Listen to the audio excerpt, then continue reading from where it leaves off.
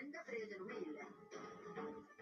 பரிகாரங்கிறது முழு மனசோட கடவுள் நம்பிக்கையோட நாம பண்ற விஷயம். அதை ஏனோ தானோன்னு பண்ணி முடிக்க முடியாது. கடமைக்குன்னு பண்றதுனால யாருக்கும் எந்த பலனும் கிடைக்க போறது இல்ல. என்னம்மா சாதாரண ஒரு தாம்பூலம் கொடுக்கறதுக்கு என்னென்னமோ பேசிட்டு இருக்கீங்க?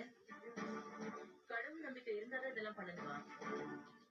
மித்ராக்கு கையில காயம் பட்டிருக்கு, அதனால அவருக்கு பதிலா இதை நான் உங்களுக்கு கொடுக்குறேன். இதுல இவ்வளவு யோசிக்கிறதுக்கு என்ன இருக்குன்னு எனக்கு தெரியலப்பா. இத பாருமா, கோவில்ல இருக்கிற சாமி சிலைய நாம நம்பிக்கையோட பார்த்தாதான் அது நமக்கு கடவுளா தெரியும். இல்லைன்னா வெறும் கல்லுதான். நீங்க என்ன பரிகாரத்துக்காக கொடுத்தாலும் நம்பிக்கை இல்லாம செய்யற விஷயம் பலிக்கவே பலிக்காது. நீங்க முழு மனசோட முழு ஈடுபாட்டோட பண்ற ஒவ்வொரு பிரார்த்தனையும் கண்டிப்பா நடக்கும். இப்படி ஏனோ தானோன்னு பண்றதுக்கு நீங்க பண்ணாமலே இருக்கலாம். சரி விடுங்கம்மா. நந்தினி லண்டன்ல படிச்சு அங்கேயே வளர்ந்தவர், அதனாலதான் இப்படி இருக்காங்க. ஒண்ணு பண்றேன், இந்த வீட்டோட மருமக மீனாவை கொடுக்க சொல்றேன்.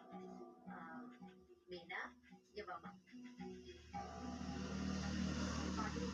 என்னால இந்த பரிகாரத்தை பண்ண முடியாது.